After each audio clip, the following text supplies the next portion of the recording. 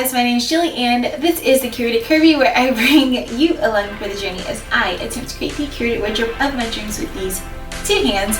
And today I have some Vogue patterns that I want to share with you.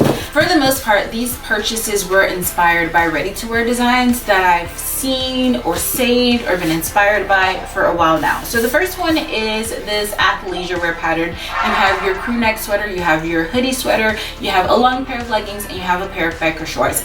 The seaming, the color contrasting, all of this on the leggings was definitely inspired by Theory Mugler's style of leggings. Now, while I don't plan on using different colors of fabrics to create the leggings, I like the intricacy of having all of those different seams in the biker shorts. So I plan on sewing view A and C, which is the crew neck sweater, and the biker shorts with all of the seaming but in one straight color.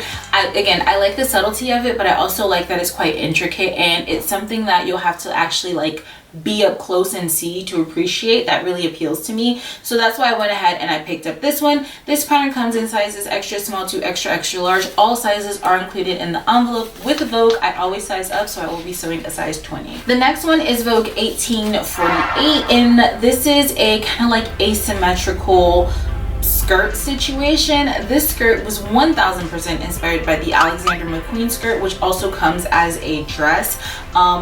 Probably right here for you guys.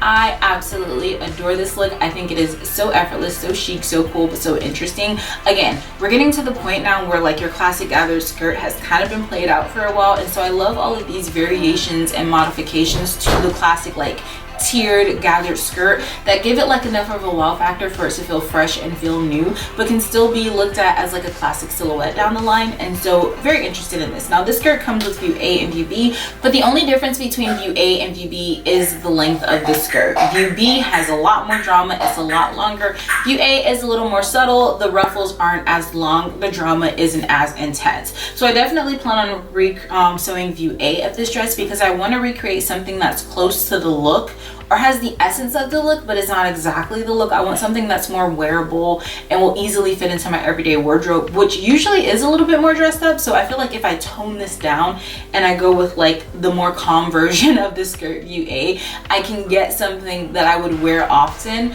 but still has the essence of like a McQueen look. This pattern comes in sizes 8 to 26. I picked up the envelope for sizes 18 through 26, and with Vogue patterns I always size up, so I will be sewing a size 20. All right, now with that look, the original McQueen dress has a corset top to go with it.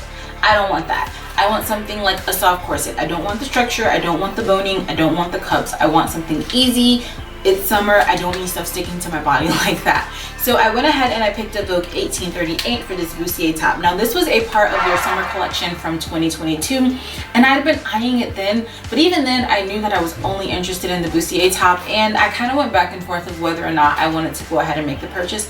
Ended up never making it. This summer rolled around and it's still on my mind, so I went ahead and I got it.